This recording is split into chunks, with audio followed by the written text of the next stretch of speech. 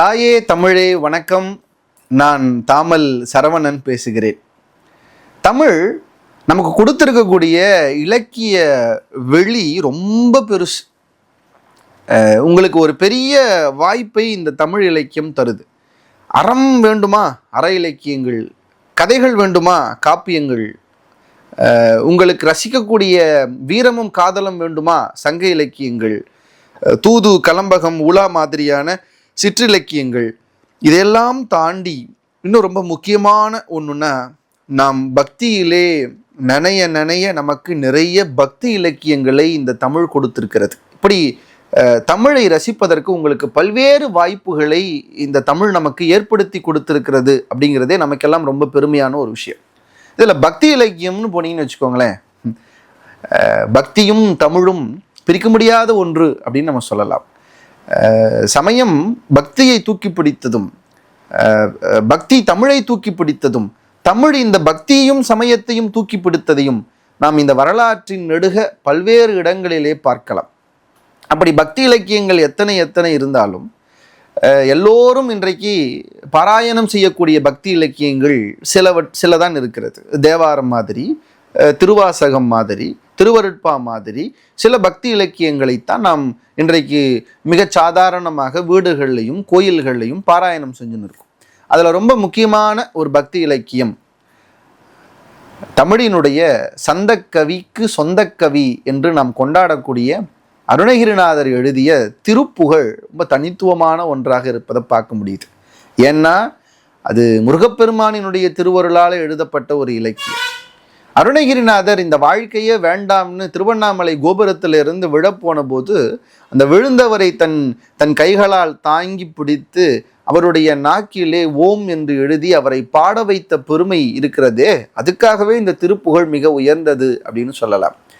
எதை நான் பாடுவது அப்படின்னு அருணகிரிநாதர் கேட்டபோது முருகப்பெருமான் சொன்னார், முத்து முத்தாக தமிழிலே சொல்லிருக்கும் போது என்ன குறை, முத்து என்றே பாடு என்று சொன்ன பிறகுதான் முத்தைதரு பத்தி திருநகை அத்திக்கரை சக்தி சரவண முக்திக்குரு வித்து குருபர எனவோதும் முருகா அப்படின்னு அருணகிரிநாதர் திருப்புகழை பாடத் தொடங்கினார். சந்தக்கவி ஏராளமான சந்தங்கள் நீங்கள் திருப்புகழிலே இன்றைக்கு பார்க்கலாம். அதுவும் நமக்கு கிடைச்சது கொஞ்சம். லட்சக்கணக்கான திருப்புகழ் எழுதியிருக்கிறார் அப்படின்னு நம்ம நம்புறோம். அதில் அவர் நமக்கு கொடுத்து விட்டு போயிருக்கக்கூடியது ரொம்ப ரொம்ப கொஞ்சம். அந்த கொஞ்சத்திலே நீங்க சந்தங்களை தேடினீங்கன்னா அவ்வளவு சந்த வகைகள் இருக்கிறத நீங்க பார்க்கலாம். இந்த திருப்புகழ் சில இலக்கியங்கள் எழுதப்பட்டு புகழ் கிடைக்கும், புகழோடு எழுதப்படும். ஆனால் பெயரிலேயே புகழ் இருக்கிற ஒரு நூல் என்றால் அது இந்த திருப்புகழ் தான். ஏன்னா முருகனை பாடுகிற இலக்கியத்திற்கு புகழ் கிடைக்கும் என்ற அர்த்தம் அல்ல, முருகனை பாடுகிற இலக்கியத்தின் பேரிலேயே புகழ் இருக்கும் என்பதற்கான பெரிய சாட்சி தான் இந்த திருப்புகழ் என்கிற இந்த நூல். அதில் இந்த முதல் சொல் இருக்கிறதே, அது முருகன் எடுத்து கொடுத்த சொல். நம் பக்தி இலக்கியத்தில் இந்த முதல் சொல்லை எடுத்து தருவதுங்கிறதே ஒரு மரபு. எனக்கு மற்ற மொழியில் எழுதப்பட்ட பக்தி நூல்கள்லாம் இந்த மாதிரி இறைவன் சொல் எடுத்து கொடுத்துருக்கிறாரான்னு எனக்கு தெரில. நீங்கள் நம்ம தமிழில் தான் நீங்கள் பார்க்க முடியும். சுந்தரர் என்ன நான் எழுதுறதுன்னு கேட்டப்போ பித்தான்னு என்னை பாடுறான்னார். பித்தா பிறை சூடி பெருமானி அருளாலான்னு பாடினார். இன்னொரு இடத்துல அடியார்களுக்கு நான் அவமதிச்சுட்டேனேன்னு அவங்கள பற்றி பாடணும்னு நினைக்கிற போது தடுமாறி நின்ன சுந்தரருக்கு தில்லைவாழ் அந்தனர்த்தம் அடியாருக்கும் அடியேன்னு அடியெடுத்து கொடுத்தது சிவபெருமான். அடியாருடைய பெருமையை நான் எழுதணும்னு சேக்கிழார் நின்ன போது உலகலாம்னு சொல்லெடுத்து கொடுத்ததுக்கு பிறகுதான் உலகெல்லாம் உணர்ந்து ஓதற்கரியன்னு சேக்கிழார் பாட்டு எழுதவே ஆரம்பிச்சார். அவ்வளவு ஏன் கந்தபுராணம் எழுதப்பட்ட போது கூட நான் எப்படி கந்தபுராணத்தை எழுதணும்னு நின்ன போது திகட சக்கரன்னு இறைவன் சொல்லெடுத்து கொடுத்ததுக்கு பிறகுதான் அதை பாடவே ஆரம்பித்தார். இப்படி நம்முடைய தமிழ் பக்தி வரலாற்றில் முதல் சொல்லை இந்த ஆவண்ணா போடுறது யாருன்னா கடவுள் போட்டார். கடவுள் அடியெடுத்து கொடுத்த பின்னால் நம்முடைய அருளாளர்கள் எழுதியது ஒரு பக்கம் பெருமை என்றால், இன்னொரு பக்கம் நம்ம அடியார் சொல்ல சொல்ல முழு இலக்கியத்தையே கடவுள் உட்கார்ந்து எழுதினார் என்கிற பெருமை திருவாசகத்துக்கு இருக்கிறது. இப்படி இந்த பெருமைக்குரிய பக்தி இலக்கியங்களின் வரிசையில்தான் நம் அருணகிரிநாதர் எழுதிய திருப்புகழ் இருக்கிறது. இந்த முதல் சொல் இருக்கு பாருங்க, முத்தைதரு. இந்த முத்து அப்படிங்கிற சொல்லே ரொம்ப ஆச்சரியமானதாக சொல். ஏன் அதிலிருந்து தொடங்குச்சுன்னு நம்ம யோசிக்கணும். மற்ற பக்தி இலக்கியங்கள் எல்லாம் பெரும்பாலும் ஊலே தொடங்கும். உலகெல்லாம் உணர்ந்து ஓதற்கரியன் அப்படின்னு இவர் எழுதுவார். உலகம் யாவையும் தாமுல வாக்களும் அப்படின்னு இவர் எழுதுவார். அகர முதல எழுத்தெல்லாம் ஆதி பகவன் முதற்றே உலகு அப்படின்னு ஒருத்தர் முடிப்பாரு. இந்த இந்த உகரத்தில் தொடங்குவது, உலகத்தில் தொடங்குவது, இப்படிதான் நம்மளுடைய மரபு. ஆனா இங்க முத்து அப்படின்னு தொடங்குறாரு அருணகிரிநாதர். அது ஏன்னு நீங்க ரொம்ப ஆய்வு பண்ண வாரியார் சுவாமிகள் ரொம்ப அழகா சொல்லுவார். இந்த முத்துங்கிற சொல்லுக்கே ஒரு பெரிய மகத்துவம் இருக்குதான். ஏன்? தமிழிலே பல சொற்கள் காரணத்தோடு வந்த பெயர். முத்துக்கு ஏன் அந்த பேர் வந்தது அப்படின்னு யோசிச்சிங்கன்னா வாரியார் சொல்றார், முத்து என்றால் தமிழிலே விடுதலை அடைதல்னு அர்த்தமா. முத்துனா விடுதலை அடைவதுன்னு அர்த்தமா. ஏன் அதுக்கு முத்துன்னு பேருனா, சிற்பியிலே சிறைப்பட்டிருந்தது விடுதலை அடைவதால் அதற்கு முத்துன்னு பேர் வந்ததுங்கிறார் வாரியார். அப்ப ஏன் அருணகிரிநாதர் முத்திலே இருந்து தொடங்கினார்னா, இதுவரை உலகியல் சிறையிலே இருந்தார், இப்போது முக்தி என்கிற விடுதலை கிடைத்து விட்டது, அதனால் முத்து என்கிற சொல்லிலே இருந்து முருகன் எடுத்து கொடுக்க அருணகிரிநாதர் பாடினார் என்கிற பெருமை இந்த திருப்புகழுக்கு இருக்கிறது. திருப்புகழிலே நீங்கள் ரசிப்பதற்கு, சந்தமாக ரசிப்பதற்கு பல, தமிழின் சொந்தமாக ரசிப்பதற்கு பல. ஆனால் நான் இன்னைக்கு உங்ககிட்ட எடுத்துட்டு வந்திருக்கக்கூடிய ஒரு பாடல் எனக்கு ரொம்ப பிடித்த பாடல். பேச பேச அவ்வளவு விஷயங்கள் இருக்கக்கூடிய ஒரு பாடல். நம்முடைய திருச்செந்தூரிலே இருக்கக்கூடிய முருகப்பெருமானின் மீது எழுதப்பட்ட ஒரு திருப்புகழ். இதில் என்ன ரொம்ப ஆச்சரியமாக நான் பார்ப்பேன்னா, நம்ம எல்லாருக்கும் ஒரு பயம் இருக்குது. நான் இன்னைக்கு இவ்வளோ இளமையாக இருக்கேன், இன்னும் வெல்ல முடியும் பெருசாக வரல, இன்னும் சுருக்கங்கள் வரல, நான் அதுக்காக சந்தோஷப்பட்டுக்க முடியாது. ஏன்னா நான் இப்படியே இருக்க போகிறது இல்லை. இந்த கேமரா இப்படியே இருக்கலாம், ஆனால் நான் இன்னும் ஒரு 10 வருஷத்துக்கு அப்புறம் இதே மாதிரி இருப்பேன்னா கண்டிப்பாக இருக்க மாட்டேன். இந்த முதுமை அப்படிங்கிறது நம்ம எல்லாருக்கும் ஒரு பயம் இருக்கிற ஒரு விஷயம். நம்ம எல்லாரும் கடந்து வரக்கூடிய ஒரு விஷயம்.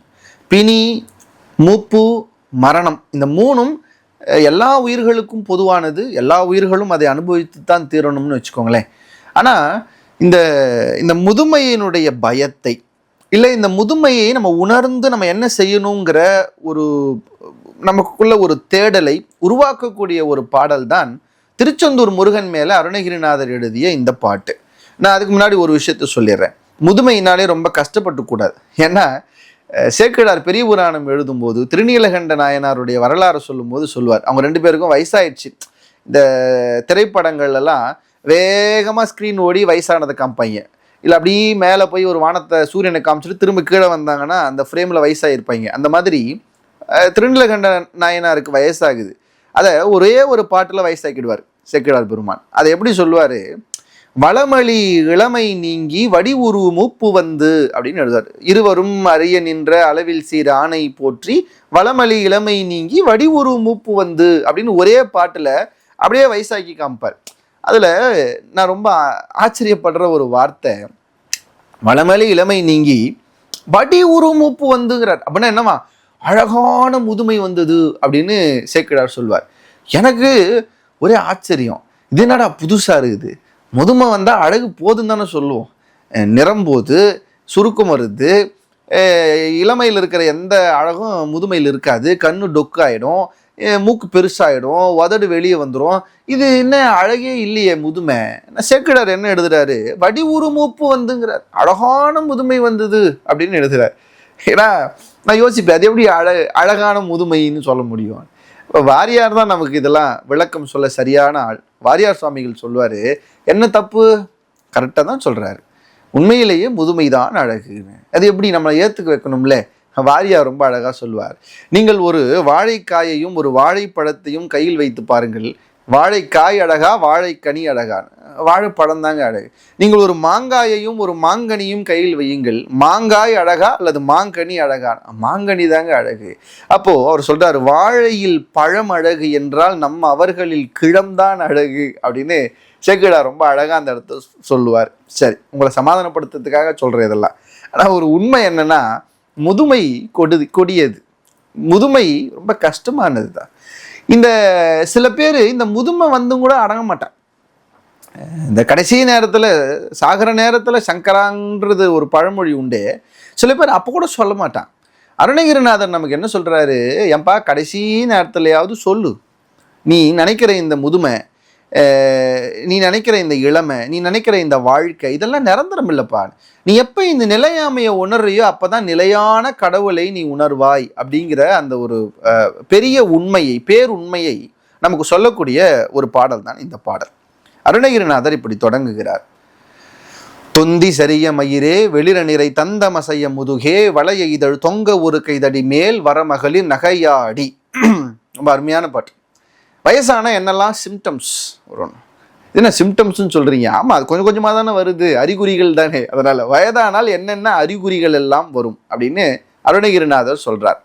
துந்தி சரிய மயிரே வெளிர நிறை தந்தமசைய முதுகே வளைய இதழ் தொங்க ஒரு கைதடி மேல் வர மகளிர் நகையாடி. முதல்ல தொந்தி சரிமா, தொப்பை போடும், முதல்ல அறிகுறி. அப்புறம் மயிர் வெளிரும், உங்களுடைய முடியெல்லாம் நரைச்சி போகும், ரெண்டாவது அறிகுறி.